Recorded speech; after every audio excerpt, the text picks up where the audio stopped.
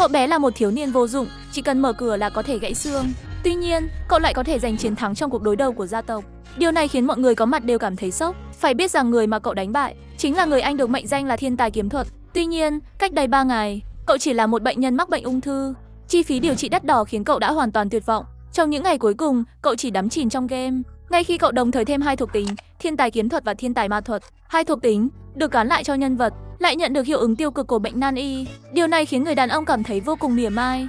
Không ngờ trận game cuối cùng trước khi chết của mình cũng giống như cuộc đời bi thảm của tôi. Chưa kịp phản ứng, bỗng dưng một ánh sáng xanh chói lọi nhảy vọt ra trước mặt. Khi tôi mở mắt lần nữa, tôi nhận ra mình đang ở trong một môi trường lạ lẫm. Sau khi nhìn rõ hình ảnh trong gương, tôi phát hiện một sự thật không thể tin nổi. Mình hóa ra trở thành đứa con trai ngoan cố tồi tệ nhất trong game. Nốt Hebo.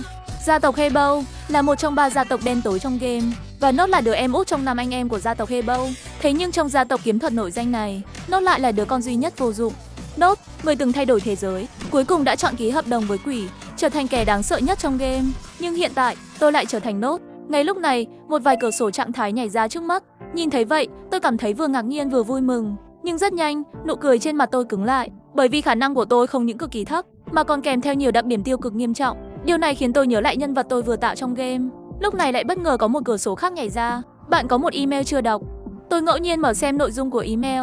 Xin chào, Lưu Tán, không, hiện giờ phải gọi bạn là Nốt. Nghe thấy vậy, tôi bất ngờ. Không ngờ người này lại biết tên tôi, vì cái tên này chính là tên mà cha mẹ tôi đặt cho tôi khi tôi còn mất tích. Liệu có phải hắn biết về quá khứ mà tôi từng quên đi không? Nhưng nội dung tiếp theo khiến tôi mở to mắt. Lâu quá rồi không gặp, trong suốt 2 năm rưỡi qua, cảm ơn bạn đã vất vả. Chào mừng bạn quay lại đây. Nghe xong, tôi nghĩ đến một khả năng không thể tin nổi. Liệu thế giới tôi đã sống trước đây không phải là thực tế, mà đây mới là nơi thật sự? Mặc dù thân phận của anh ấy và nhiều chuyện không thể nói cho tôi biết, Khương anh ấy muốn giúp tôi, nhưng trước hết tôi phải vào học viện Eliden. Tại đó tôi sẽ xây dựng thế lực của mình và cố gắng khôi phục lại cốt truyện chính của trò chơi, vì tất cả sự thật đều nằm ở đó. Email dần dần biến mất. Sau khi xem xong, tôi chỉ cảm thấy đầu óc mình như muốn nổ tung. Hiện tại, tôi đang nhập vào thân thể của nhân vật phản diện cuối cùng trong trò chơi. Nếu theo như cốt truyện phát chi, dù thế nào đi chăng nữa tôi cuối cùng cũng sẽ chết. Nhưng nếu đây thật sự là thực tế, thì tôi càng không thể bỏ cuộc trong việc tìm lại ký ức. Vì vậy tôi phải tìm mọi cách để khôi phục cốt truyện chính, dù có phải trở thành nhân vật mạnh nhất trong thế giới này. Hiện giờ còn 1 năm nữa mới đến ngày nhập học, cũng có nghĩa là 1 năm nữa tôi sẽ chết. Vậy thì tiếp theo sẽ là lần thứ 28 tôi bắt đầu chiến lược của mình. Sau đó tôi mở cửa và bước ra ngoài. Tuy nhiên một tiếng xương gãy vang lên đột ngột. Vì hiệu ứng tiêu cực của cơ thể yếu ớt, tôi bị chặt tay. Điều này khiến tôi ngây ra tại chỗ. Mới chỉ mở cửa mà cũng có thể gãy xương. Tôi bắt đầu nghi ngờ liệu cơ thể mình có phải làm từ thủy tinh không? Không thì sao lại dễ vỡ thế? Nhưng khi tôi đang mơ màng, tôi lại va phải một nữ hầu. Cơn đau ở tay khiến tôi càng thêm nhói lòng. Khi tôi nhìn lại, mái tóc nâu và đôi mắt nâu khiến tôi nhớ ra cô ấy là một nữ hầu. Joner mặc dù chỉ là một nhân vật phụ, Hưng anh ta luôn nói xấu tôi sau lưng mỗi ngày. Và lúc này Joner có vẻ sắp gặp tai họa, hốt hoảng vội vàng xin lỗi. Tôi nhìn khuôn mặt nhỏ nhắn của anh ấy. Chắc hả, anh ấy dùng khuôn mặt này để đi nói xấu tôi khắp nơi. Tôi mỉm cười tiến lại gần Joner. Lần này tôi có thể tha thứ cho anh, nhưng nếu lần sau lại phạm lỗi gì, tôi không thể nói trước kết quả đâu. Joner hoảng sợ, mắt long lanh và nở một nụ cười gượng. Sau đó tôi nói với mọi người là tôi sẽ đi tới đấu võ trường. Mọi người đều đứng sững lại, ngạc nhiên. Không thể tin nổi đây là cậu thanh niên cứng đầu, khó bảo kia. Noxy lại lần đầu tiên chủ động muốn luyện tập. Sau đó, tôi thay đổi hoàn toàn hướng đi. Joner, cậu cùng tôi chụp ảnh nhé. Nghe vậy, Joner cảm thấy đầu óc mình như bùng nổ. Liệu cậu ấy có định dùng kiếm gỗ để dạy tôi một bài học không? Sau đó, tôi dẫn Joner đi luyện tập không ngừng nghỉ. Để sống sót, tôi phải nhanh chóng thích nghi với tình hình hiện tại. Là một người chơi đã vượt qua trò chơi 27 lần, tôi đã quá quen thuộc với tất cả các yếu tố ẩn trong trò chơi. Đây là một trò chơi về cuộc chiến giữa quỷ và thần, có thể phát triển nhân vật qua vô số sự kết hợp. Mặc dù có thể cho nhân vật nhiều tài năng hoặc các đặc điểm như bình thường, Hưng về nguyên tắc chỉ có thể gán một đặc điểm thiên tài cho nhân vật. Dù sao, đặc điểm thiên tài giúp nhân vật dễ dàng đạt tới đỉnh cao của lĩnh vực. Tuy nhiên, tôi lại gán cho mình 2 đặc điểm thiên tài. Do đó, giới hạn đặc điểm được thiết lập. Khi các đặc điểm vượt quá giới hạn tối đa, phải trả giá tương ứng. Thiên tài kiếm thuật và võ thuật của tôi giúp nhân vật dễ dàng đạt tới đỉnh cao trong kiếm thuật và võ thuật. Thiên tài cảm ứng ma lực giúp cải thiện khả năng cảm nhận ma lực của nhân vật, từ đó nâng cao hiệu quả sử dụng ma thuật. Ngoài ra, còn có những đặc tính hữu ích khác. Ví dụ như khả năng nhìn thấu, có thể giúp tôi xem xét trạng thái của các nhân vật khác. Còn tài năng diễn xuất thì như tên gọi, giúp nâng cao khả năng diễn xuất của nhân vật. Ngón tay thép giúp tôi giữ bình tĩnh trong trận đấu. Nhưng đi kèm với đó là các vấn đề. Đó chính là những đặc tính tiêu cực, trong đó nghiêm trọng nhất là mắc phải căn bệnh hiểm nghèo. Điều này khiến tôi bắt đầu nghi ngờ cuộc sống. Tôi hoàn toàn như một người bệnh, tay chân lạnh buốt, khiến tôi không thể bước vào vùng băng giá nếu không có kỹ năng lửa. Với thể trạng yếu đuối, tôi sẽ ngất xỉu mỗi ngày một lần. Tôi bất lực gãi đầu. Bây giờ chỉ còn cách giải quyết từng vấn đề. Điều tôi phải giải quyết đầu tiên chính là lời nguyền yếu đuối. Nó không chỉ làm chậm quá trình phát triển của tôi, mà còn khiến hiệu ứng cắt cánh của kẻ thù gấp đôi. Một lúc sau, tôi đang cố gắng vung kiếm gỗ trong sân luyện võ, mới chỉ vung kiếm chưa đầy 10 lần, tôi đã gần như mất hết một nửa sinh mệnh. Không ngờ, lời nguyền này lại khiến cơ thể tôi yếu ớt đến vậy. Tôi chỉ vung kiếm chưa đầy 10 lần, đã gần như mất một nửa sức khỏe. Nhưng mà, ở đây có rất nhiều loại vũ khí khác nhau, nhưng nguồn gốc vũ khí của gia tộc Hải Bá lại rất đơn giản. Dù sao, họ được thế giới công nhận là gia tộc nổi tiếng về bóng tối và kiếm thuật. Nguyên nhân khiến họ nổi tiếng đến vậy hoàn toàn nhờ vào việc họ truyền cho kiếm lực lượng ma thuật đen tối, và thanh kiếm được mệnh danh là kiếm bá chủ. Chỉ có gia chủ tiếp theo mới được truyền thừa thanh kiếm đó. Nhưng giờ thì những điều này không còn liên quan đến tôi nữa. Hiện tại, điều tôi cần nhất chính là sức mạnh hùng hậu của gia tộc Hải Bá, khả năng thiên bẩm của họ. Dùng cách này để xóa bỏ những đặc tính tiêu cực của bản thân. Ngay sau đó tôi vẫy tay ra hiệu cho Lona lại gần. Không ngờ hành động này lại khiến Lona tưởng mình sắp bị mắng nữa, khiến khóe miệng tôi co giật. Tôi có kình túm lấy tay cậu ta kéo lại, ghé vào tai cậu ta thì thầm vài câu. Nhưng sau khi nghe xong, Lona tỏ ra vô cùng kinh ngạc. Không hiểu tại sao tôi lại bỏ nhiều tiền ra mua những thứ vô dụng đó, nhưng tôi không giải thích gì, chỉ siết chặt nắm đấm bảo cậu ta mau đi chuẩn bị. Thấy vậy, Lona hoảng hốt nói sẽ đi làm ngay. Đúng lúc tôi đang buồn bực vì chỉ số năng lực lại thấp đến thế, thì bất ngờ có một bóng người xuất hiện bên cạnh tôi. Vừa nhìn rõ người đến tôi đã giật mình thon thót, vì ông ta là người của gia tộc Hải Bá, một trong những nhân vật quyền lực nhất. Đại quản gia Zodoe là người từng phụ tá cha của gia chủ hiện tại. Loại người đó không phải dạng tôi có thể tùy tiện đối xử, không thể coi thường. Điều này khiến tôi bất giác căng thẳng. Vừa mới bắt đầu đã gặp ngay nhân vật khó nhằn như vậy, chẳng lẽ ông ta phát hiện ra điều gì bất thường ở tôi? Nhưng tôi nhanh chóng bình tĩnh lại, vì tôi đã có cách đối phó, kích hoạt kỹ năng đặc biệt, diễn xuất thiên tài. Tôi lập tức thể hiện dáng vẻ của một tên công tử ngỗ nghịch, lười biếng hỏi đại quản gia đến đây có việc gì. Zodoe hơi cúi người, nói rằng ông đến truyền đạt mệnh lệnh của gia chủ.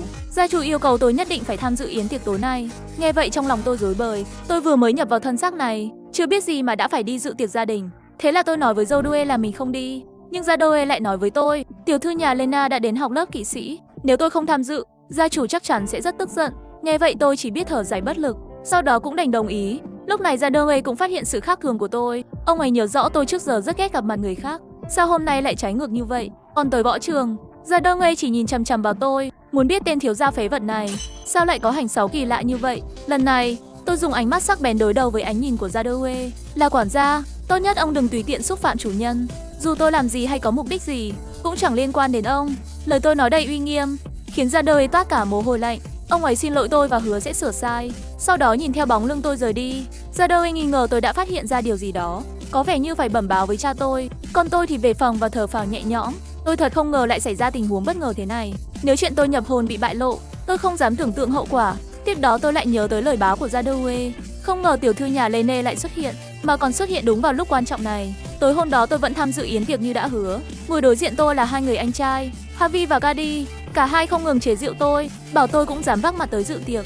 Nghe nói không lâu trước còn động tay với hầu gái. Đúng là một tên ăn chơi vô phương cứu chữa. Nghe vậy tôi thấy cực kỳ oan ức. Dù sao thì những việc đó đâu phải do tôi làm. Ngay sau đó cha tôi cũng đến dự tiệc. Phía sau còn có một cô gái tóc đỏ. Cô ấy chính là tiểu thư Talin của gia tộc Lene. Cha tôi nói với mọi người, Talin sẽ ở lại đây tu luyện một thời gian. Nghe vậy hai người anh trai tôi ánh mắt đầy hân hoan, nhưng trong lòng tôi lại không thể bình tĩnh. Talin không chỉ là nhân vật chính diện trong game, cô ấy còn là người cuối cùng xử tử đại phản diện sau này. Điều này cũng có nghĩa là, nhưng sau này hắn sẽ nhắm thẳng vào tim tôi. Sau đó ba tuyên bố bữa tối bắt đầu.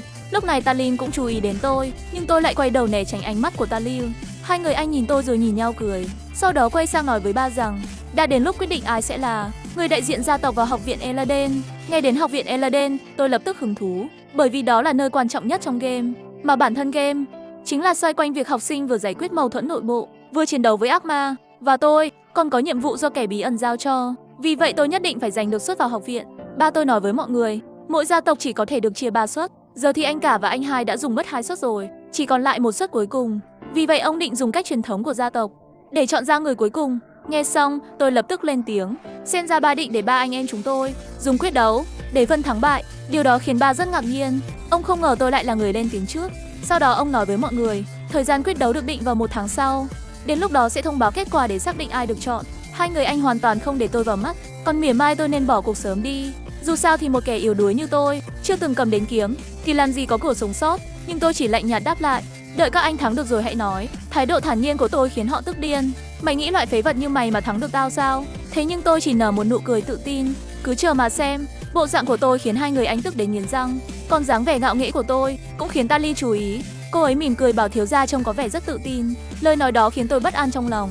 tôi lại vô tình khiến đàn bà đó chú ý rồi. Sau khi bữa tối kết thúc, Louis đã báo cáo với cha tôi về hành xáo bất thường của tôi. Điều đó khiến cha tôi trầm ngâm suy nghĩ, chẳng lẽ thằng nhóc này bị quỷ ám rồi sao? Nhưng hiện tại xem ra, sự thay đổi của tôi khiến cha rất hứng thú. Thế là ông ra lệnh cho Louis tiếp tục theo dõi tôi. Hôm sau, các hầu gái tụ tập bàn tán rôm rả. Họ không thể tin chuyện này là thật. Tên công tử Anchernossi đó lại đòi đấu tay đôi với hai người anh trai. Nhưng điều họ không hiểu là vì sao tôi cứ chạy mãi. Còn tôi thì rất rõ, vấn đề lớn nhất hiện giờ của tôi là thể lực quá yếu. Vì điều kiện để mở khóa đặc tính thiên tài là điểm thể lực phải đạt tới 4, nhưng tôi chỉ có 2 điểm thảm hại, nghĩa là tôi phải nâng thêm 2 điểm thể lực trong khi đang bị nguyền rủa yếu ớt. Và thời hạn chỉ có 1 tháng. Vừa rồi tôi cố gắng chạy điên cuồng, cũng chỉ tăng được có 1 điểm. Có thể thấy đặc tính bệnh nan y này cũng làm tốc độ tăng trưởng bị giảm mạnh, nên tôi phải bỏ ra công sức gấp 4 lần người khác. Đúng lúc đó, Joner mang đến những thứ tôi dặn từ hôm qua, gồm nọc độc rắn 3 đầu và nước suối tinh linh ký ức, sừng ma tượng và cuốn sách tăng cường thể lực siêu tốc. Đây là mẹo mà chỉ có tôi đến một người chơi kỳ cựu đến mới biết. Joner lo lắng hỏi tôi cần mấy thứ đó để làm gì, vì chúng đều là dược liệu cấm kỵ, có độc hoặc khó xử lý. Quan trọng nhất là còn cực kỳ đắt. Với tôi, thứ có ích duy nhất chỉ là loại ký sinh trùng tăng thể lực kia. Nhưng tôi lại nói rằng nếu không biết cách dùng, thì đúng là vô dụng thật. Joner lo lắng hỏi tiếp, tôi cần những thứ đó để làm gì? Vì tất cả đều là thuốc cấm, có độc hoặc rất khó xử lý, và quan trọng nhất là cực kỳ đắt đỏ. Còn với tôi, thứ duy nhất hữu ích chính là loại 6 khuẩn tăng thể lực kia. Nhưng tôi lại nói nếu không biết cách sử dụng thì đúng là lãng phí thật. Nói xong tôi liền uống cạn nọc rắn 3 đầu. Cảnh tượng đó khiến Joner lo đến thót tim. Tôi cảm thấy đau đớn khắp toàn thân. Lúc này hệ thống hiện thông báo thể lực tạm thời tăng gấp 5 lần, kích hoạt đến ngược tử vong. Sau đó tôi tiếp tục ăn sừng ma tượng. Dùng sừng ma tượng sẽ dần bị hóa đá. Câu chuyện ẩn đã được kích hoạt. Sừng ma tượng vốn là để con người hóa đá nhằm tăng phòng thủ, nhưng nếu uống cùng nọc rắn 3 đầu sẽ tạo ra hiệu quả đặc biệt.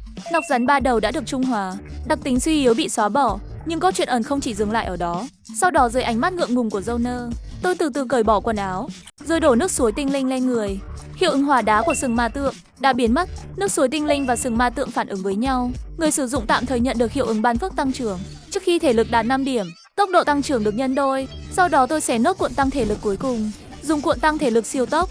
Tốc độ tăng thể lực được nhân đôi. Sau hàng loạt thao tác này, tôi không chỉ xóa được lời nguyền, mà còn vô hiệu hóa hiệu ứng bệnh nan y, không còn giới hạn tốc độ tăng trưởng thể lực. Xét theo kết quả, so với ban đầu thì tôi đã có tốc độ tăng gấp đôi để nâng cao thể lực. Nhưng lúc này Joner bất ngờ ôm chầm lấy tôi, nước mắt rưng rưng đầy lo lắng nhìn tôi. Vì thế tôi bỗng cởi hết quần áo. Hắn còn tưởng tôi trúng độc nên đầu óc có vấn đề. Nghe vậy tôi toát hết mồ hôi. Không ngờ hắn lại lo lắng cho mình đến thế. Thế là tôi an ủi Joner rằng mình không sao. Sau đó tôi tiếp tục luyện tập chạy bộ. Joner lon ton chạy theo phía sau đưa khăn cho tôi. Cách đó không xa, một bóng người đang âm thầm quan sát Talia.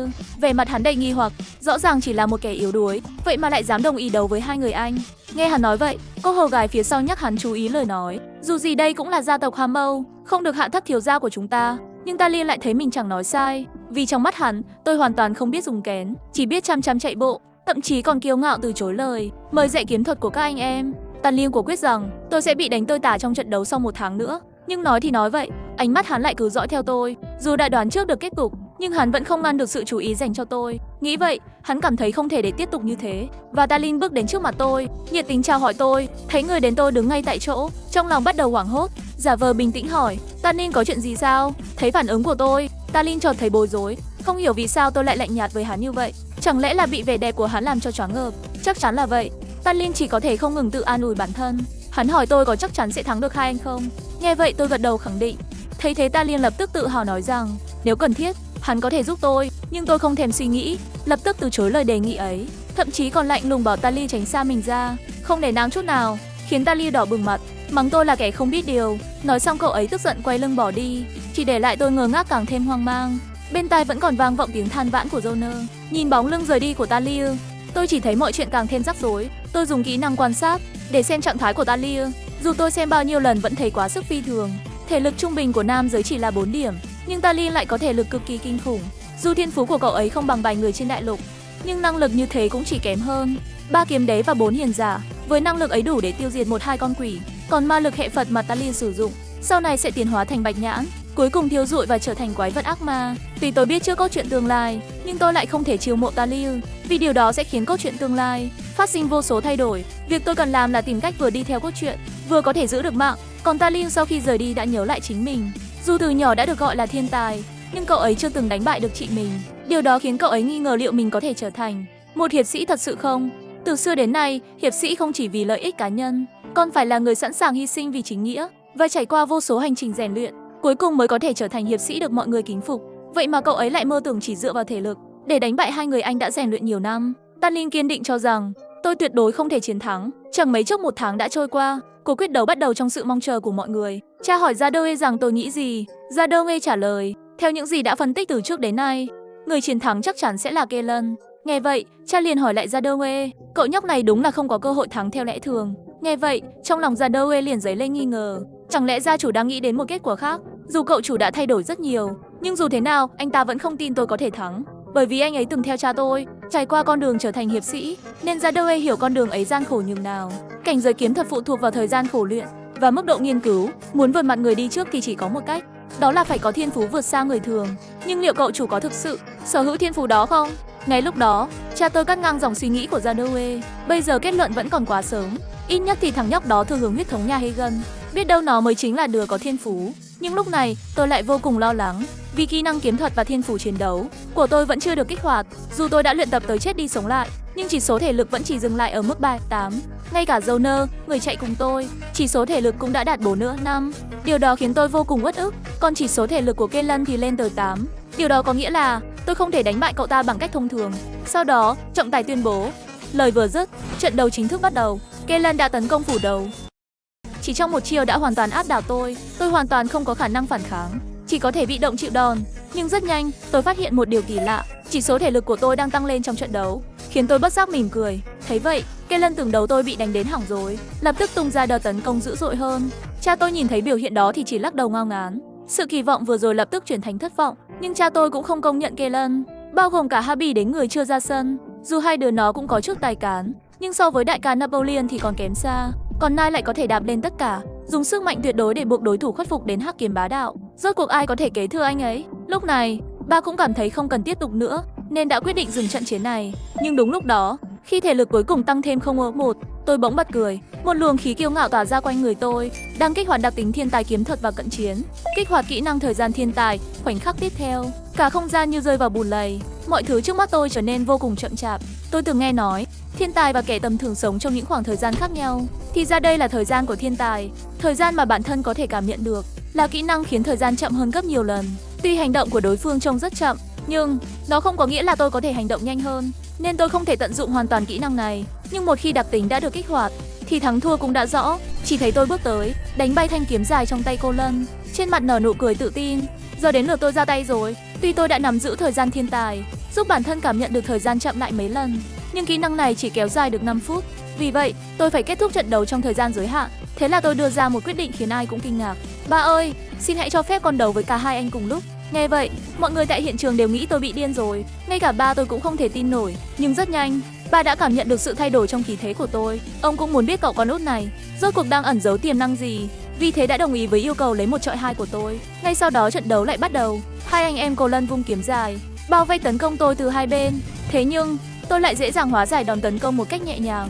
Hơn nữa, nhờ hiệu ứng đặc biệt của kỹ năng thời gian thiên tài, trình độ kiếm thuật của tôi cũng được nâng cao. Vì vậy tôi dần dần có thể nhìn rõ hướng mũi kiếm của bọn họ, thậm chí còn có thể phản công trong tình huống bị hai người vây công. Cảnh tượng này khiến cả hiện trường lập tức im phăng phắc, trên mặt ai nấy đều hiện rõ vẻ ngạc nhiên. Tên Nosi từng bị gia tộc xem là nỗi nhục kia, sao lại đột nhiên mạnh đến thế? Sự áp đảo của tôi khiến hai anh em họ cảm thấy khó chịu. Lúc này, giọng tôi nhẹ nhàng vang lên.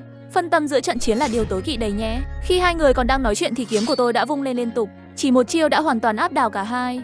Điều đó khiến tôi cảm thấy vô cùng sảng khoái. Dù trận đấu này có đặt cược rất quan trọng, nhưng lúc này tôi chỉ cảm thấy vung kiếm đúng là một chuyện khiến người ta vui vẻ. Khi nhát kiếm cuối cùng của tôi rơi xuống, hai anh em Kellan đã hoàn toàn bại trận, không còn sức phản kháng. Cảnh tượng này khiến tất cả mọi người tại hiện trường sững sờ. Ngay cả cha tôi cũng tràn đầy vẻ khó tin trên mặt. Tôi liền nhắc vị trọng tài bên cạnh, không phải nên tuyên bố người chiến thắng rồi sao? Nghe vậy, trọng tài mới sực tỉnh, lớn tiếng tuyên bố người chiến thắng là Nosi. Nghe lời xác nhận, tôi liền nở một nụ cười hài lòng, sau đó liền hành lễ cáo lui với cha. Thấy tôi rời đi, Talin bỗng hoảng hốt đứng bật dậy. Lúc này trong đầu hắn chỉ còn một suy nghĩ, phải giữ cậu ta lại. Rời khỏi võ trường rồi, tôi mới khẽ thở phào nhẹ nhõm, khuấy miệng trào ra một vệt máu. Thì ra tôi vừa rồi đã vượt quá thời gian hiệu lực của kỹ năng. Mà kỹ năng thiên tài có một điểm yếu chí mạng, đó là nếu quá thời gian sẽ bị phản hiệu ứng. Phản hiệu ứng chính là bị cướp đoạt sinh mệnh vĩnh viễn. Chỉ vượt thời gian trong chốc lát mà tôi đã mất đi 2 ngày rưỡi tuổi thọ. Điều đó khiến thân thể vốn đã sắp cạn kiệt của tôi lại càng thêm nghiêm trọng. Nhưng may là không ai phát hiện ra trước mặt mọi người, nếu không tôi có thể sẽ mất tư cách vào học viện. Nhưng đúng lúc đó, phía sau tôi vang lên một giọng nói. Chỉ thấy Talin bước nhanh tới với những bước nhỏ, nhanh chóng tiến về phía tôi, lo lắng hỏi tôi có bị thương trong trận chiến không. Có thể thấy tôi lập tức nhíu mày, trong lòng thầm kêu không ổn. Nếu chuyện kỹ năng bị phản kích truyền đến tai ba thì rắc rối to. Hơn nữa đối phương lại là Talin. Đúng lúc tôi định cãi lại thì lời của Talin khiến tôi khựng lại. Không ngờ cậu lại có thể dùng cơ thể tàn tạ đó để đánh bại anh trai. Xem ra là tôi hiểu lầm cậu rồi. Talin khẽ mím môi, khuôn mặt đỏ ửng đầy thẹn thùng. Cậu ấy lại bất ngờ xin lỗi tôi vì trong suốt 1 tháng qua cậu ấy chưa từng thấy tôi cầm kiếm. Chỉ nghe nói ngày đầu tiên tôi có vụng về vung vài nhát kiếm gỗ, nhưng một người như vậy sao có thể thắng trận. Thế nên Talin cho rằng tôi nhất định là thiên tài. Vì vậy cậu ấy mới gấp gáp đuổi theo, muốn biết rõ mọi chuyện. Nhưng khi đuổi theo ra ngoài, cậu ấy lại thấy tôi đang một mình luyện tập. Điều đó khiến cậu ấy thay đổi hoàn toàn nhận thức. Chẳng lẽ cậu ấy không phải dựa vào thiên phú vượt trội để dễ dàng đè bẹp hai anh? Ngay lúc đó, ấn tượng của Talin về tôi hoàn toàn thay đổi, cho rằng tôi không phải công tử ăn chơi như lời đồn, mà là một thiên tài lặng lẽ khổ luyện vì kiến trúc. Nhưng tôi lại không hề biết sự ảo tưởng của Talin, lại lần nữa không kìm được mà ho ra máu. Thấy vậy Talin lập tức lo lắng bước tới, nhưng tôi lại lạnh lùng gạt tay cậu ấy ra, nghiêm mặt cảnh cáo Talin đừng chạm vào tôi. Thật ra sự thật là suốt 2 năm rưỡi qua, tôi luôn tự cô lập trong nhà, nên đã lâu rồi tôi không tiếp xúc với con gái. Thấy phản ứng của tôi, Talin cúi đầu xin lỗi thêm lần nữa. Nghe vậy tôi nghi ngờ mình nghe nhầm. Sau đó Talin lại nói tiếp, trước đây từng nghe tôi thể chất yếu ớt, thì ra tôi luyện tập là để cải thiện thể lực. Là cậu ấy đã hiểu lầm tôi, không ngờ tôi lại nghiêm túc đến vậy với kiếm thuật. Nghe xong những lời của Talin, tôi có phần bối rối. Người Talin mà tôi đang thấy bây giờ, người trước mặt tôi vẫn giống hệt trong game. Dù cậu ấy có khí chất của một hiệp sĩ, lại là con trai của một công tước danh giá, nên rất khó để cúi đầu nhận lỗi trước người khác. Vì vậy tôi bèn thuận theo suy nghĩ của cậu ấy, đưa ra một yêu cầu, đó là nhờ cậu giữ bí mật chuyện tôi có thể dùng kỹ năng. Tôi vừa nói xong, Talin lập tức đồng ý không chút do dự. Điều đó khiến tôi thở phào nhẹ nhõm. Giờ tôi không còn lo chuyện này bị lộ ra nữa.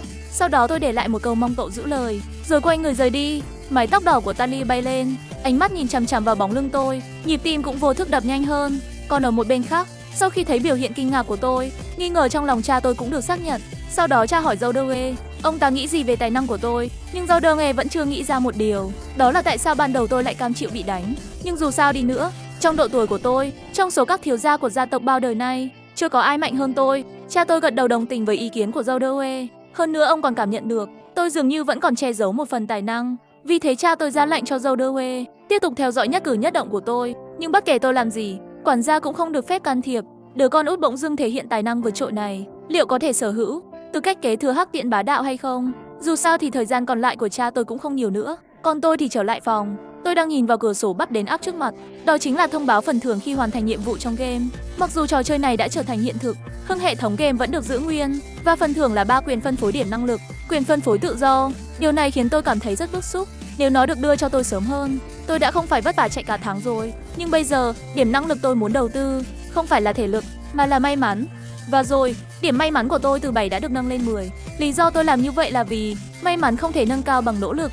Vì vậy, đây là yếu tố có giá trị cao nhất trong trò chơi, và bây giờ là lúc xác nhận giá trị của nó. Vì tôi còn nhận được một phiếu rút chọn đặc tính ngẫu ni và một phiếu chỉ định kỹ năng một lần. Sau đó, tôi vẫy tay để đổi lấy hệ thống rút chọn đặc tính. Khi điểm may mắn đạt tối đa, tỷ lệ xuất hiện đặc tính cấp độ tối thượng trở lên là 95%, mà màu sắc của cuộn phiếu đại diện cho cấp bậc. Dưới cấp độ thấp là màu xám, cấp độ tối thượng là màu bạc, cấp độ cao là màu vàng, cấp độ đặc biệt là màu cầu vồng. Tôi nuốt nước bọt một cách lo lắng, cầu nguyện rằng tôi sẽ rút được cuộn phiếu màu vàng trở lên. Sau đó, máy bắt đầu quay để rút chọn đặc tính, rồi dừng lại. Khi dừng lại, một tiếng cạch vang lên, tiếp theo là một luồng ánh sáng vàng. Tôi thấy mình đã rút được cuộn phiếu vàng của đặc tính cấp cao. Sau đó, tôi kích động mở cuộn phiếu và kiểm tra hiệu quả. Kỹ năng chủ động bá chủ 6 áp, có thể làm giảm 20% tất cả các chỉ số năng lực của người có tổng chỉ số nhỏ hơn mình. Sau khi xem xong, tôi vô cùng phấn khích. Thật sự là một trò chơi rất tâm huyết.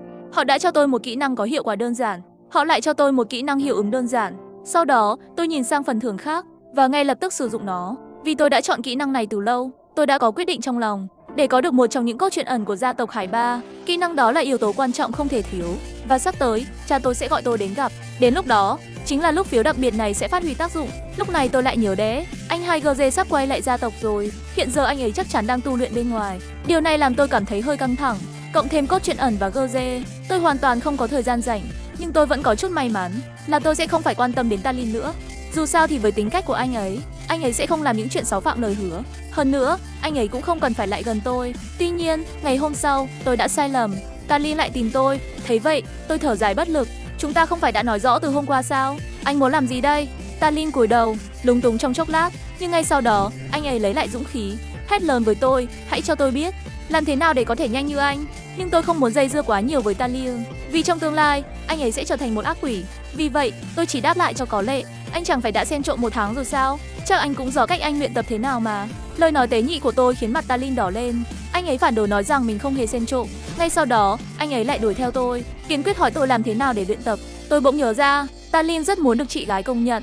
Vì vậy, tôi quay lại, nhẹ nhàng nói, thay vì lo lắng về cách luyện tập, anh nên suy nghĩ về tài năng của chính mình, đừng lúc nào cũng so sánh với người khác. Nói xong, tôi nhanh chóng bỏ đi mà không ngoảnh lại.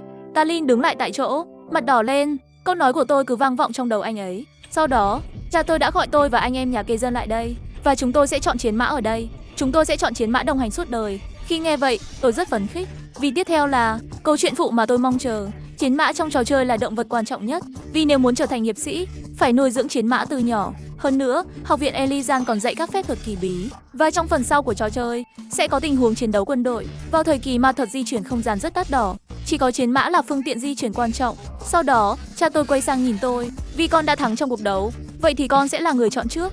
Nhưng cơ hội chỉ có một lần. Nghe vậy, tôi từ từ đi về phía ngựa, nhìn bóng lưng tôi, cha tôi ánh mắt đầy mong chờ. Ông rất muốn biết, với mắt nhìn của tôi sẽ chọn con ngựa nào. Tôi chăm chú quan sát từng con ngựa trong đà. Mặc dù mỗi con đều là những chiến mã tuyệt vời, nhưng mục tiêu của tôi không phải ở đây. Chỉ thấy tôi đi thẳng về phía một con ngựa màu xám. Sau đó tôi quyết định chọn nó mà không chút do dự. Anh em nhà kê dân cảm thấy vô cùng ngạc nhiên, ngay cả cha tôi cũng nhíu mày. Rõ ràng ông không hài lòng với sự lựa chọn của tôi, thậm chí ông còn trực tiếp cho tôi cơ hội chọn lại. Nhưng tôi vẫn kiên trì nhìn chằm chằm vào con ngựa trước mặt. Tôi đã sử dụng khả năng nhìn thấu để xem xét trạng thái của con ngựa. Con ngựa trước mặt tôi có cấp bậc cao, và trong trò chơi, các linh thú được phân chia theo cấp bậc. Và dựa vào tình hình phát triển, họ có thể thăng cấp lên mức độ tiếp theo. Nói cách khác, con ngựa này có thể thử thăng lên cấp đặc biệt. Và giống ngựa của tôi là Blacky. Đây là một trong những giống ngựa hiếm có trong vô vàn các giống khác. Nó là một giống ngựa cực kỳ quý hiếm. Nếu cha tôi biết, ông ấy có thể chiếm đoạt nó. May mắn thay, hiện tại vì ảnh hưởng của các đặc tính tiêu cực, ở trong có vẻ vô dụng, bởi vì nó chỉ còn 2 ngày rưỡi nữa. Nếu vượt qua được đặc tính này, sẽ giống như đối mặt với một căn bệnh nan y vậy. Nhưng chỉ cần áp dụng kiến thức của mình, tôi nhất định sẽ cứu được nó. Sau đó, tôi kiên quyết đáp lại cha. Tôi không hối hận với lựa chọn của mình. Lời tôi nói khiến cha tôi rơi vào suy nghĩ. Ông không hiểu tại sao tôi lại chọn con ngựa gầy yếu đó. Có phải tôi nhìn thấy bóng dáng của mình trong con ngựa đó không? Thì ra tôi là một kẻ yếu đuối, dễ bị cảm xúc chi phối. Cha tôi thất vọng nói với tôi, hy vọng con sẽ không hối hận với lựa chọn của mình. Nói xong, ông ấy quay người bỏ đi. Sau đó, tôi đặt tên cho con ngựa là Căng, một cái tên có ý nghĩa đặc biệt với tôi. Một lúc sau, tôi đưa Căng về phòng, còn ân cần đắp chăn cho nó, bởi vì tôi không thể để người khác thấy những gì mình chuẩn bị làm. Tôi nhìn vào mắt Căng, không hiểu sao, ánh mắt của nó tràn đầy hy vọng không muốn từ bỏ. Như thể đêm đó, tôi đã tuyệt vọng vật lộn để giành lấy sự sống. Sau đó, tôi bảo Janna chăm sóc Căng thật tốt. Nghe vậy, Janna cảm thấy rất không hài lòng, nhưng cô ấy chỉ có thể tức giận và chu môi. Tôi mỉm cười nhẹ nhàng và nói với Janna rằng Căng bị ốm, phải chăm sóc tốt cho nó. Nhưng tôi nhanh chóng nghĩ ra một vấn đề khó khăn, bởi vì cảnh tiếp theo sẽ rất chấn động. Không biết liệu Janna yếu đuối này có chịu nổi không? Ngay sau khi tôi đưa Căng về phòng, Janna chăm sóc nó từng bữa ăn, từng ngụm nước, nhưng vẫn không thể thay đổi. Sự thật là cắn chết sau 2 ngày. Tuy nhiên, tôi đã chuẩn bị tâm lý cho kết quả này, vì tôi đã biết từ đầu sẽ có kết cục như vậy. Nhưng tôi cũng đã chuẩn bị kỹ lưỡng để đối phó. Tôi bảo Janna không cần phải buồn, tôi sẽ đưa Căng quay lại bên tôi. Khi nghe vậy, Janna đầy nghi ngờ tôi có phải bị vấn đề về tinh thần không. Sau đó tôi lấy ra một cuộn giấy, rồi mạnh mẽ đặt nó xuống đất. Ngay lập tức, ma lực bùng lên như cơn bão. Chỉ trong nháy mắt, một vòng ma pháp khổng lồ hình thành. Nhìn thấy cảnh này, Janna vô cùng sắc. Cô ấy run rẩy hỏi tôi có phải đang sử dụng ma lực không, vì hành động đó là bất hợp pháp. Nhưng tôi không giải thích nhiều. Nếu muốn gặp lại Căng thì im lặng đi. Sau đó, tôi lại tập trung toàn bộ sự chú ý. Bây giờ, việc kiểm soát ma lực đối với tôi vẫn rất khó khăn, bởi vì đặc tính của tôi, tài năng cảm ứng ma lực vẫn chưa thức tỉnh. Và trong đế quốc, ngoài thành viên hoàng tộc, việc sử dụng ma lực đối với người chưa đạt độ tuổi quy định là cấm. Vì vậy, so với những người tiếp xúc với ma lực muộn hơn vài năm, ma lực của các thành viên hoàng tộc mạnh hơn gấp nhiều lần.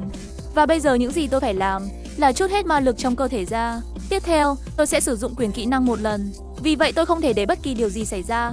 Phép thuật tôi sẽ sử dụng là hắc ma pháp. Sách vương giả có thể khiến Căng sống lại như một sinh vật bất tử. Trong trò chơi, sinh vật bất tử có 2 đặc điểm. Một là sống lại nhờ hắc ma pháp và ma lực bóng tối, còn một là sau khi sống lại, vẫn có thể giữ được ý thức của bản thân. Cùng lúc đó, chúng sẽ trở nên mạnh mẽ hơn, và chúng chỉ trung thành mù quáng với chủ nhân. Tuy nhiên, chỉ có một gia tộc có thể biến xác chết thành sinh vật sống. đó chính là gia tộc Manbercy, một trong các gia tộc hắc ám.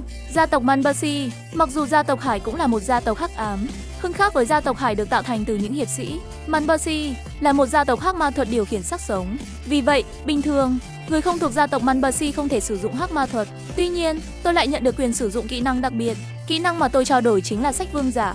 Khi tôi tiếp tục rèn luyện, một số cánh tay đen từ pháp trận vươn ra, chúng hướng về Căng để bắt sư. Nhưng ngay lúc này, tôi đã không thể chịu đựng thêm nữa. Tôi không thể ngừng thở và phun ra một ngụm máu. Thấy cảnh này, Joner ngay lập tức lo lắng im lặng. Ma lực của tôi đã cạn kiệt, không thể tiếp tục truyền sức mạnh nữa. Tuy nhiên, trong pháp trận, Căng lại đứng dậy. Một tiếng gầm vang lên khi anh ấy phòng thủ. Ngay lúc này, thông báo thành công vang lên bên tai tôi. Thú cưng của người chơi, Căng, đã sống lại dưới hình thức xác sống.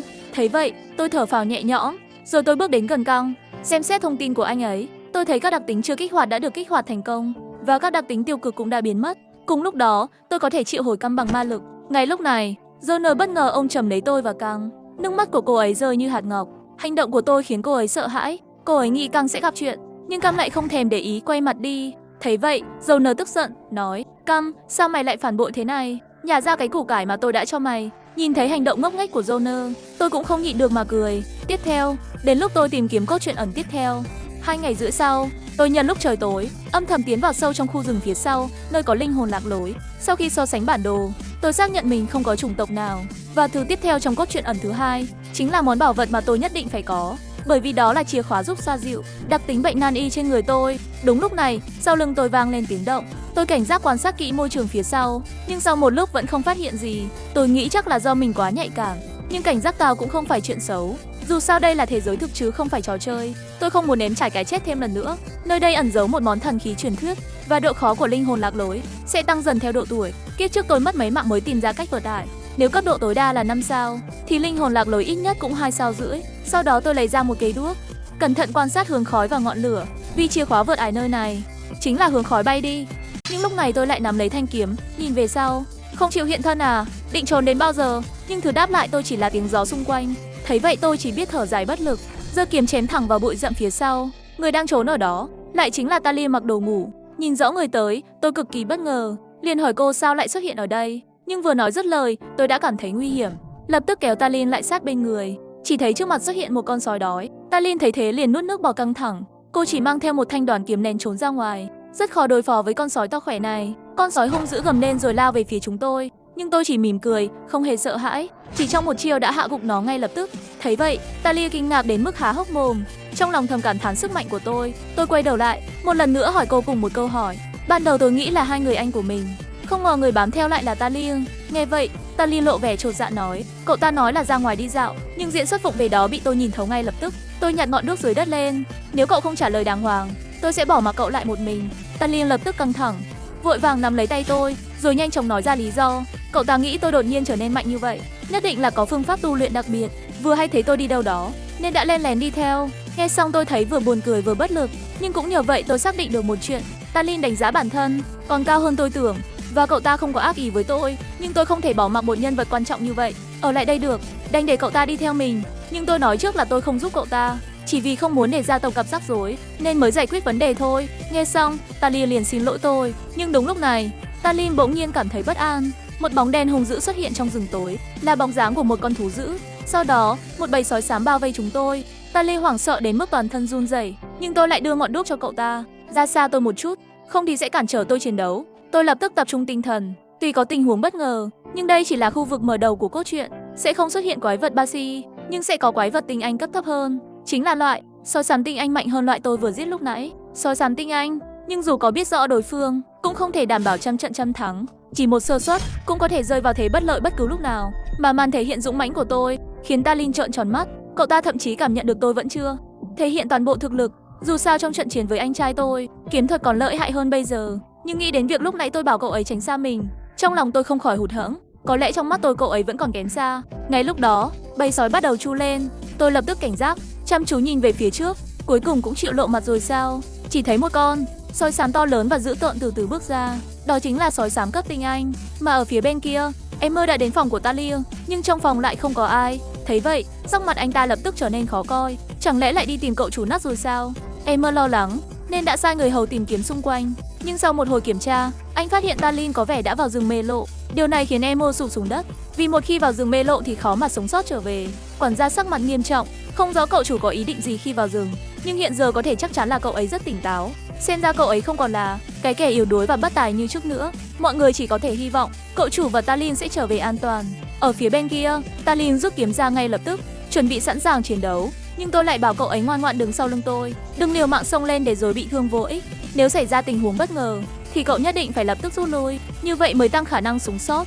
Thật ra sói kim ưng không nguy hiểm đến vậy. Những lời vừa rồi chỉ là để nhắc nhở Talin phải đề cao cảnh giác. Tôi quay người lại, tiếp theo chính là lúc săn mồi rồi. Một tiếng bùng vang lên, kỹ năng thời gian thiên tài được kích hoạt. Trong chớp mắt, toàn thân tôi phát ra kim quang, thời gian xung quanh chậm lại gấp 10 lần.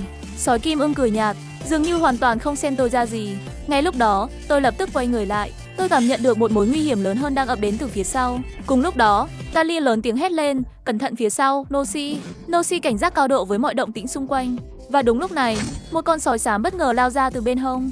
Nhưng khi Nosi vung kiếm chém xuống, sói xám đột ngột dừng lại, khiến đòn tấn công của Nosi hụt mục tiêu. Nó lại tiếp tục lao tới với vẻ mặt gian trá.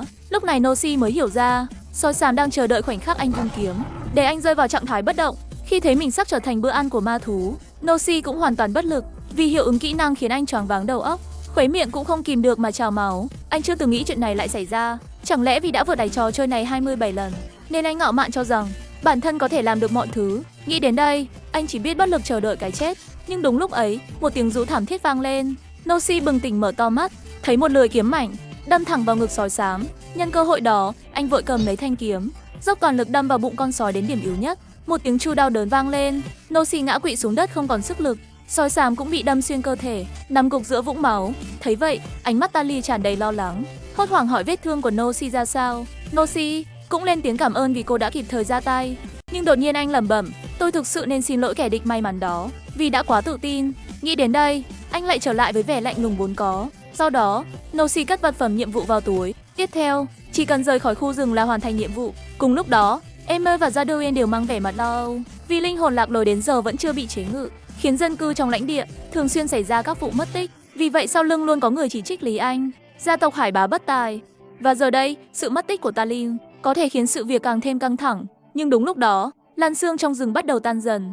Mọi người đều lộ vẻ mặt không thể tin nổi. Khả năng duy nhất họ nghĩ đến đang dần trở thành sự thật. Chốc lát sau, Nốt và Talin chậm rãi bước ra khỏi rừng. Thấy vậy, Jadoe suýt nữa không kiềm chế được cảm xúc. Anh ta rất chắc chắn, cục diện người kế thừa gia tộc Lâm Hải Bá sẽ có thay đổi lớn. Không lâu sau, Nốt mệt mỏi quay về phòng. Cậu không ngờ Jadoe và các kỵ sĩ của gia tộc lại chờ sẵn ở đó. May là cậu đã giành được tai họa hắc nham, khi mang theo sẽ tăng 1 điểm thể lực và ma lực. Hiệu quả của nó là cướp lấy sinh lực của mục tiêu bị tiêu diệt. Tuy chưa thể vượt qua hoàn toàn tác dụng tiêu cực của căn bệnh nan y, nhưng chỉ cần cố gắng tiến về phía trước, vẫn còn tốt hơn là ngồi chờ cái chết. 6 tháng trôi qua trong trước mắt, là người có công lớn nhất khi vượt qua rừng mê lộ. Nốt không chỉ không được thưởng xứng đáng, mà còn bị cha cấm ra ngoài. Điều này khiến thời gian sống của cậu chỉ còn lại 147 ngày. Nhận ra không thể tiếp tục như vậy, Nốt quyết định tìm cha để xin gỡ bỏ lệnh cấm. Cùng lúc đó, gia chủ Thái Áo đang phiền lòng vì chuyện người thừa kế. Nhớ lại đêm tàn sát năm xưa, ông từng một mình đối đầu với hàng vạn ác ma. Để thảm kịch đó không lặp lại, ông phải nhanh chóng chọn ra người thừa kế cho Hắc Viễn Bá Đạo, bởi vì người được chọn cuối cùng phải là kẻ tự tay lấy mạng ông ta. Còn về việc Nốt chinh phục rừng mê lộ, đáng ra phải được ban thưởng, chỉ vì các trưởng lão phản đối kịch liệt nên mới bị trì hoãn đến giờ. Họ không tin rằng Nốt bướng bỉnh trước kia đã thực sự thay đổi. Vì vậy người cha liền cử người đến rừng mê lộ tiến hành điều tra toàn diện. Giờ đây sự thật đã rõ ràng, là gia chủ thì phải có đầu óc mưu mẹo. Chẳng bao lâu sau, Nosi đã đến nơi này. Sau khi thu xếp hành lý đơn giản, mọi chuyện cũng chính thức bắt đầu. Liên quan đến vụ việc linh hồn lạc lối, cha nói sẽ chấp nhận bất kỳ yêu cầu nào của cậu. Nghe vậy, Nosi lập tức sững sờ. Dù cậu đã chơi lại trò chơi này 27 lần, nhưng đây là lần đầu tiên thấy cha mình đưa ra phần thưởng như vậy. Không phải ông ta luôn độc đoán, chuyên quyền và lạnh lùng sao? Nghĩ đến đây, Nosi bắt đầu nghi ngờ, không biết cha mình có bị lừa đá vào đầu không. Ngay sau đó, cậu lại xác nhận phần thưởng vừa nãy, dù con đưa ra yêu cầu gì cũng sẽ đồng ý sao? Nghe vậy, cha liền đứng dậy, với danh nghĩa là gia chủ nhà Hamâu và được truyền cảm hứng từ lịch sử lâu đời của Hắc Kiếm Đại Đạo, ta nhất định sẽ đồng ý bất kỳ yêu cầu nào con đưa ra, và nội dung không bị giới hạn. Nhưng nếu yêu cầu của con quá mức, ta sẽ thay đổi cách nhìn về con. Nhìn vẻ mặt nghiêm túc của cha, Nosi cũng không nói gì thêm. Sau đó cậu nói mình cần thời gian để suy nghĩ. Ngoài ra, từ hôm nay cậu cũng có thể tự do ra ngoài. Giờ chỉ còn chưa đầy 2 tháng nữa là đến ngày nhập học của học viện Eladen, là học viện cao nhất của đế quốc. Thiên tài từ khắp nơi trong nước đều sẽ đổ về đó như nước lũ. Không chỉ phải tìm kiếm lợi ích ở đó, Noshi còn phải tham gia vào cốt truyện chính và tìm đồng đội. Vì vậy trong thời gian này, cậu phải nhanh chóng tăng cường chỉ số của mình. Nhưng đúng lúc này, Yadoe lại mang đến một việc ngoài dự đoán. Cô hầu gái sử dụng kiếm trước mặt cậu sẽ cùng Noshi đến học viện Eladen. Khi nghe thấy tên cô ấy, sắc mặt của Noshi bỗng trở nên nghiêm trọng. Cậu dùng năng lực nhìn thấu để kiểm tra. Nhìn vào trạng thái của Kỳ Đặc Lợi, ngoài kỹ năng bị động là xử lý việc nhà hoàn hảo, hiện giờ cô ấy đang tuân lệnh của gia chủ theo giám sát Nốt. Trong trò chơi này, anh ấy là một trong những phản diện mạnh nhất. Theo không trở thành gia chủ nhờ kiếm thuật, mà nhờ đôi mắt luôn nghi ngờ mọi thứ xung quanh. Trời dần tối, Nốt nằm trên giường, trằn trọc suy nghĩ. Cha cậu phái Kỳ Đặc Lợi giám sát mình, rốt cuộc là có ý gì? Dù Kỳ Đặc Lợi không liên quan đến cốt truyện chính, Hưng nếu bỏ qua cô ấy thì cũng thật đáng tiếc. Vì theo hướng phát triển đúng của kịch bản, Kỳ Đặc Lợi vốn dĩ sẽ trở thành gia chủ mới của gia tộc dâu Bilin, nhưng cha mẹ cô ấy lại bị chú sát hại, cướp đoạt quyền thừa kế. Sau đó cô ấy bỏ trốn khỏi gia tộc, đến Liên Hải Quốc và trở thành người hầu của cậu. Đáng tiếc là cuối cùng cô ấy không chịu nổi nỗi đau, chọn cách tự sát. Một người tài năng như vậy khiến Nốt thấy rất đau đầu. Nếu tự tay cứu lấy một nhân vật lẽ ra phải chết, liệu sẽ tạo ra hiệu ứng cánh bướm gì? Hôm sau, cậu đưa hai người hầu gái cùng đi săn ma thú, vì cậu cần dựa vào chiếc nhẫn hắc nham vừa nhận để kéo dài sinh mệnh của mình. Giờ đây, linh hồn lạc lối chỉ còn là một khu rừng thường. Nốt dễ dàng chém giết lũ sói xám ở đây. Tuy nhiên dù cậu đã cố gắng hết sức, ma thú gần đó cũng bị tiêu diệt gần hết, nhưng chỉ đổi lại được 2 tiếng rưỡi tuổi thọ. Điều khiến cậu lo hơn cả là số lượng ma thú trong khu rừng rất hạn chế. Sau vài ngày săn liên tục không nghỉ, rừng linh hồn gần như đã cạn sạch ma thú. Kế hoạch kéo dài sinh mệnh của cậu gặp nguy cơ tan vỡ. Ngay lúc cả nhóm định quay về, Nốt lại bảo Joner về trước chuẩn bị cơm tối, vì cậu cần hiểu rõ suy nghĩ của Kỳ Đặc Lợi để lập kế hoạch tiếp theo. Khả năng phụ trợ thiên tài của anh ấy sẽ rất hữu ích cho tương lai của cậu. Nhưng nếu không thể dùng được thanh kiếm 2 lưỡi này, thì không cần phải lưu luyến làm gì. Ngay sau đó, cậu nghiêm túc hỏi Kỳ Đặc Lợi, cô thật sự trung thành với ai? Nghe vậy, Kỳ Đặc Lợi ngay lập tức đờ người ra. Cậu cần hiểu rõ suy nghĩ của Kỳ Đặc Lợi, như vậy mới có thể lập kế hoạch tiếp theo. Dù sao thì khả năng hỗ trợ thiên tài sẽ rất có ích cho tương lai của anh ấy. Nhưng dù thanh kiếm 2 lưỡi này tốt hay xấu, nếu không thể dùng được cho mình thì cũng không cần tiếc nuối. Ngay sau đó, cậu nghiêm túc hỏi Kỳ Đặc Lợi, rốt cuộc cô trung thành với ai? Nghe vậy, Kỳ Đặc Lợi sững người. Cô ấy không ngờ Nốt lại hỏi một câu khó như vậy. Sau một hồi im lặng, cô ấy vẫn không lên tiếng giải thích. Thấy vậy, Nốt cũng hiểu được ý cô ấy. Thì ra đó chính là câu trả lời của cô. Nhưng cậu yên tâm đi, tôi cũng sẽ không ép anh phải nói rõ chuyện đó. Bất kể anh trung thành với ai, tôi vẫn coi anh là người của mình. Nếu cần, anh cũng có thể lợi dụng tôi. Nói rồi, Nốt cúi đầu lướt qua cô. Nhìn bóng lưng Nốt rời đi, Kỳ Đặc Lợi thấy lòng rối bời. Cô ấy không biết con đường tiếp theo mình nên đi như thế nào mới là đúng. Không lâu sau đó, một tin đồn vô căn cứ lan rộng khắp Phúc Đỉnh. Nội dung nói rằng cha của Kỳ Đặc Lợi bị gán tội phản bội gia tộc, và với tư cách là con ruột, cô ấy bị trục xuất vĩnh viễn khỏi gia tộc. Vì thế bây giờ cô ấy không còn tư cách làm hầu gái trong gia tộc Lâm Hải La. Cùng lúc đó, Kỳ Đặc Lợi đang ngồi lặng lẽ trong góc với thân phận dân thường. Cô ấy không thể tiếp tục phụ giúp Nốt. Cô muốn chia tay các hầu gái khác trong khoảnh khắc chia ly, nhưng nụ cười chào hỏi của cô ấy chỉ nhận lại ánh mắt lạnh nhạt của họ. Ngay lúc đó, Joner vội vàng xuất hiện sau lưng cô. Cô ấy không nói nhiều mà kéo cô đi tìm Nốt. Lúc này Nốt cũng đang rơi vào trạng thái mơ hồ. Tuy cậu biết tội danh đặt lên cha của Kỳ Đặc Lợi là bịa đặt, Hưng nếu cứu một nhân vật đáng lẽ phải chết, nhưng nếu cứu một nhân vật vốn dĩ sẽ chết, thì hướng đi của cốt truyện sẽ thay đổi. Chiếc nhẫn đó không biết sẽ mang lại hiệu ứng cánh bướm thế nào. Vì vậy cậu chỉ có thể đứng nhìn mà không can thiệp. Một lúc sau, Nốt lại đến rừng linh hồn tiếp tục săn ma thú. Thế nhưng trong kiếm thuật sắc bén của cậu ẩn chứa sự giận dữ. Dường như cậu đang tức giận vì không thể cứu Kỳ Đặc Lợi. Bên cạnh, hai người hầu gái theo dõi trận chiến cũng nhận ra sự khác thường của Nốt. Điều đó khiến lòng Kỳ Đặc Lợi cảm thấy bất an. Lúc này, Nốt đang chờ một kẻ xuất hiện. Thì ra trong khu rừng linh hồn, chỉ cần giảm số lượng ma thú xuống dưới 20% thì boss ẩn sẽ xuất hiện. Thế nhưng đúng lúc Nốt nghĩ rằng hôm nay boss sẽ không ra, thì những gai độc của đế đạo Thích Lệ lao tới như đạn bắn. May mà cậu phản ứng kịp thời, nghiêng người tránh được đòn tấn công. Tốc độ đáng sợ ấy khiến Nốt cảm thấy phấn khích. Ngay sau đó, một con ong chúa kịch bản xuất hiện trước mặt cậu. Nhưng khi Nốt chuẩn bị chiến đấu với ong chúa một trận ra trò, Kỳ Đặc Lợi lại lao ra chắn trước mặt cậu, tự mình đỡ lấy cú đâm vào thân thể nhỏ bé ấy. Thấy cảnh đó, Nốt chết lặng. Dù không có sự giúp đỡ của Kỳ Đặc Lợi, cậu vẫn có thể chống đỡ đòn đánh ấy. Vậy tại sao cô ấy lại liều mạng cứu mình? Ngay khoảnh khắc đó, cơn phẫn nộ lấn át lý trí của Nốt. Cậu lập tức kích hoạt kỹ năng thời gian thiên tài, chém gục ông chúa mạnh mẽ chỉ trong một đòn. Lúc này ý thức của Kỳ Đặc Lợi dần mơ hồ, nhưng trong giọng nói của Nốt, cô cảm nhận được sự lo lắng. Đây là vẻ mặt mà người có ý định lợi dụng mình sẽ thể hiện sao? Đồng thời lúc ấy, cha của Nốt cũng biết chuyện Kỳ Đặc Lợi bị trục xuất. Ban đầu ông đưa Kỳ Đặc Lợi về là để nuốt trọn gia tộc Zobilier, chỉ cần thời cơ chín muồi, gia tộc Hà Bắc có thể dùng mọi thủ đoạn để khiến họ khuất phục. Nhưng giờ đây, Kỳ Đặc Lợi đã không còn giá trị lợi dụng nữa. Ngay lập tức, ông hỏi Zodoe nên xử lý chuyện này thế nào. Dù năng lực của Kỳ Đặc Lợi rất xuất sắc, nếu để một người hầu không có gia tộc đi theo thiếu gia Nốt, thì cậu ấy có thể bị coi thường ở học viện Elysian. Vì thế Zodoe cho rằng, em để gia tộc chúng ta âm thầm xử lý anh ta, thế sẽ tốt hơn. Nghe vậy, cha của Nốt cũng gật đầu đồng ý. Nhưng đúng lúc ấy, một gia nhân đột nhiên hốt hoảng đẩy cửa xông vào. Thì ra 2 phút rưỡi trước, Nốt đã đưa Kỳ Đặc Lợi đang bị thương hôn mê về phủ để chữa trị. Nhưng chất độc của ông chúa chỉ có cỏ Manderzic mới có thể giải được. Thế nhưng loại thuốc này, nếu không được gia tộc hoặc Zodoe cho phép, thì không thể sử dụng. Nghe vậy, sắc mặt của Nốt lập tức sa sầm. Chẳng lẽ Zodoe có địa vị cao hơn cả mình trong gia tộc sao? Cứ chữa trị đi, sau đó ta sẽ giải thích rõ với cha. Nghe vậy, bác sĩ không dám cãi lời, vội lấy cỏ Manderzic cho Kỳ Đặc Lợi uống. Thấy cô ấy qua cơn nguy kịch, Nốt lập tức quay người đi tìm cha. Một lúc sau, Nốt đến phòng của gia chủ. Hiếm thấy thật đấy, con lại đến tìm ta mà không báo trước. Chẳng lẽ là vì chuyện của hầu gái kia sao? Nốt lập tức kích hoạt đặc tính diễn xuất thiên tài. Trước đây người từng nói sẽ thực hiện bất kỳ nguyện vọng nào của con. Giờ con đã nghĩ kỹ rồi. Xin hãy giao Kỳ Đặc Lợi, người đã bị trục xuất khỏi gia tộc, cho con.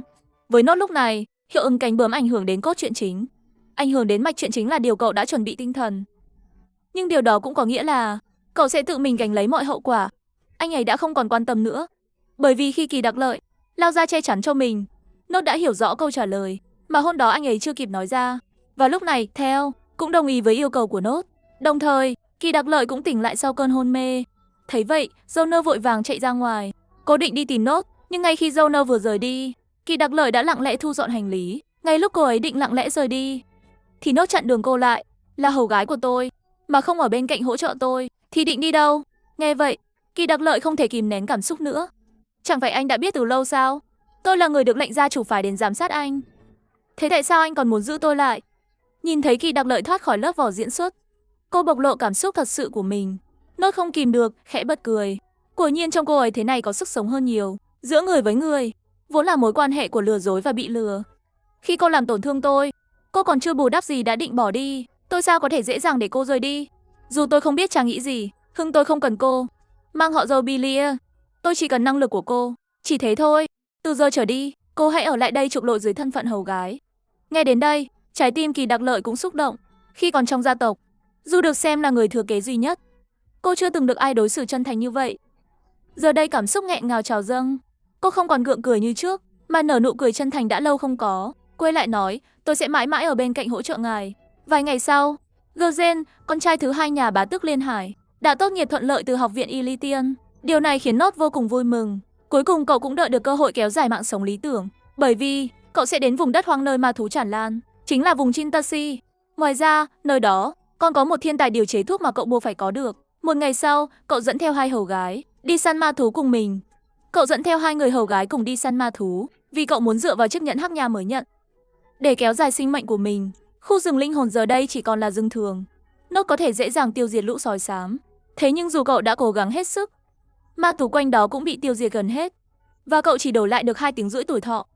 Điều khiến cậu phiền não hơn cả là số lượng ma thú trong rừng có hạn. Sau vài ngày săn không ngừng nghỉ, rừng linh hồn gần như không còn ma thú. Điều đó khiến kế hoạch kéo dài tuổi thọ của cậu đối mặt với nguy cơ tan vỡ. Ngay khi họ chuẩn bị quay về phủ, Nốt lại bảo Joner về trước chuẩn bị bữa tối, vì cậu muốn biết suy nghĩ của Kỳ Đặc Lợi. Từ đó mới lập kế hoạch tiếp theo. Dù sao khả năng hỗ trợ thiên tài cũng rất có ích cho tương lai của cậu. Nhưng dù thanh kiếm 2 lưỡi này là tốt hay xấu, nếu không thể dùng được cho mình thì cũng không cần tiếc nuối. Ngay sau đó, cậu nghiêm túc hỏi Kỳ Đặc Lợi, rốt cuộc cô trung thành với ai? Nghe vậy, Kỳ Đặc Lợi chết lặng người. Cô không ngờ Nốt lại hỏi câu hóc búa đến vậy. Sau một hồi im lặng, cô vẫn không lên tiếng giải thích. Thấy vậy, Nốt cũng hiểu được ý cô. Hóa ra đó chính là câu trả lời. Nhưng cô có thể yên tâm, tôi cũng sẽ không ép cô phải nói rõ chuyện đó. Bất kể cô trung thành với ai, tôi vẫn coi cô là người của mình. Nếu cần thiết, cô có thể lợi dụng tôi. Nói rồi, Nốt cúi đầu lướt qua anh. Kỳ Đặc Lợi đứng yên nhìn theo bóng lưng đó, lòng rối bời. Nếu cần thiết, anh cũng có thể lợi dụng tôi. Nói rồi, Nốt cúi đầu lướt qua anh ấy, nhìn theo bóng lưng rời đi của Nốt. Trong lòng Kỳ Đặc Lợi vô cùng rối ren. Anh không biết con đường tiếp theo mình nên đi thế nào mới đúng. Không lâu sau đó, một tin đồn vô căn cứ lan khắp phủ đệ. Nội dung là cha của Kỳ Đặc Lợi bị buộc tội phản bội gia tộc và là người thừa kế trực hệ. Anh bị trục xuất vĩnh viễn khỏi gia tộc, nên bây giờ anh không còn tư cách làm người hầu trong gia tộc Lâm Hải. Lúc đó, Kỳ Đặc Lợi lặng lẽ núp trong một góc. Là thường dân, anh đã không thể tiếp tục giúp nốt. Anh định tạm biệt những hầu gái khác, trong khoảnh khắc rời đi, nhưng nụ cười chào tạm biệt của anh chỉ nhận lại cái nhìn lạnh nhạt. Đúng lúc đó, Jono vội vã chạy đến phía sau anh, không nói nhiều, cô kéo anh đi tìm Nốt. Lúc này Nốt cũng đang mơ hồ. Dù cậu biết, tội danh gán cho cha Kỳ Đặc Lợi là bịa đặt. Hưng nếu cứu một nhân vật vốn phải chết, thì cốt truyện sẽ thay đổi. Chiếc nhẫn đó sẽ gây ra hiệu ứng cánh bướm thế nào không ai biết. Vì vậy cậu chỉ có thể đứng nhìn mà không can thiệp. Một lúc sau, Nốt tiếp tục vào rừng linh hồn săn quái vật. Dưới kiếm thuật tinh xảo của cậu, ẩn giấu sự tức giận âm ỉ, dường như là vì không thể cứu Kỳ Đặc Lợi. Hai người hầu đứng xem cũng nhận ra điều gì đó không ổn ở Nốt. Điều này khiến Kỳ Đặc Lợi cảm thấy bất an. Hiện tại Nốt đang chờ đợi kẻ đó xuất hiện. Thì ra trong rừng linh hồn, chỉ cần giết hơn 80% số ma thú, bà Si ẩn sẽ xuất hiện. Thế nhưng Nốt cứ nghĩ rằng hôm nay bà Si sẽ không ra. Thì đúng lúc đó, bà Si lao ra, những chiếc gai sắc nhọn lao đến như đạn. Nốt tưởng hôm nay chẳng có gì, ngờ gai độc đã nhắm thẳng vào người cậu. May mà cậu phản ứng kịp thời. Nốt nghiêng người né tránh đòn tấn công hiểm hóc. Tốc độ đáng sợ ấy khiến cậu không khỏi phấn khích. Ngay sau đó, một con ong chúa trong cốt truyện hiện ra trước mặt cậu. Nhưng ngay khi Nốt chuẩn bị chiến đấu, thì Kỳ Đặc Lợi lại lao ra chắn trước mặt cậu. Anh ấy một mình đỡ lấy đòn đánh chí mạng. Thấy vậy, Nốt hoàn toàn sững sờ. Dù không có sự trợ giúp của anh ấy, cậu cũng có thể tự mình chống đỡ. Tại sao anh lại dạy dỗ cứu mình? Khoảnh khắc đó, cơn giận dữ trào dâng, nuốt chửng lý trí của Nốt. Cậu lập tức kích hoạt kỹ năng thời gian thiên tài, một kiếm chém xuống, đã kết liễu con ong chúa hùng mạnh. Lúc này ý thức của Kỳ Đặc Lợi bắt đầu mờ nhạt, nhưng anh vẫn nghe được tiếng gọi của Nốt và cảm nhận được sự lo lắng chân thật ấy. Đây, có phải là gương mặt mà kẻ định lợi dụng anh sẽ biểu hiện ra không? Trong khi đó, cha của Nốt cũng biết tin Kỳ Đặc Lợi bị trục xuất. Thực ra ông mang anh ấy về là để nuốt trọn gia tộc Jubilee. Chỉ cần thời cơ đến, gia tộc Hàm Bắc sẽ dùng mọi cách để ép họ đầu hàng. Nhưng đến giờ phút này, Kỳ Đặc Lợi đã không còn giá trị lợi dụng nữa. Thế là, ông liền hỏi Zodoe nên xử lý anh thế nào. Dù năng lực của anh rất xuất sắc, Hưng nếu để một hầu gái không có gia tộc phục vụ thiếu gia Nốt thì có thể khiến cậu bị khinh thường ở học viện Elysian. Vì vậy Zodoe cho rằng gia tộc nên âm thầm xử lý anh ta. Nghe xong, cha của Nốt cũng gật đầu đồng ý. Nhưng đúng lúc ấy, một gia nhân hốt hoảng xông vào.